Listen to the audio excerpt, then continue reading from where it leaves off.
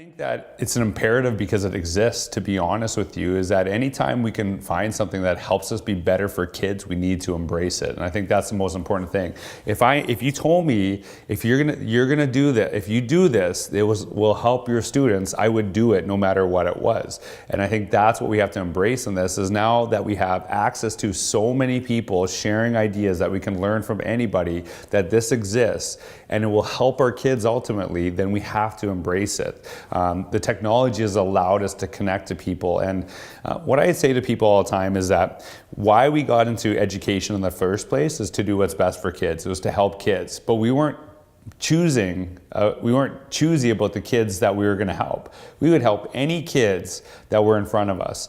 And I think I've been in 5 or 6 different schools. And every set of kids that I work with, I love every one. It's not like, oh, that group is so much better. I love them, I want to help them. And now I'm thinking about when I share things, if I can help 5 teachers, well, that could help 30 kids in each class. And just by sharing one thing. And that's why it's so imperative for me to share, is because it does help kids. And whenever someone else shares, it helps my students as well. And a question I always ask leaders is, do you think I can learn from anyone? And some places, or anyone in this room, and some places would deem me as the expert in the room because I'm, maybe the keynote or whatever.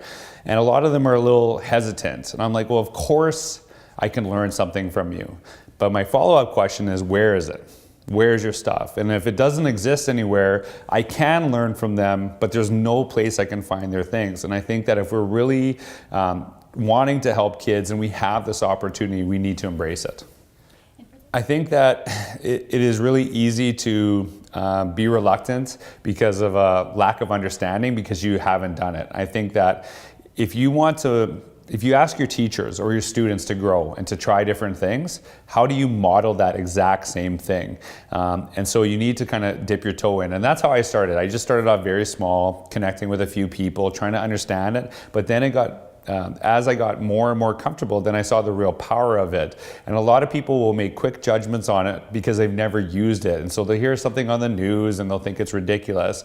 And so there's enough people out there that every educator, I would say, in the world right now knows someone who's saying, hey, social media has really helped me with my education. And so a lot of people are just not wanting to pay attention because they are fearful. And we have to model, especially as leaders, that if we want our teachers to grow and we want them to try things that put them out of their comfort zone, we have to be willing to do that exact same thing.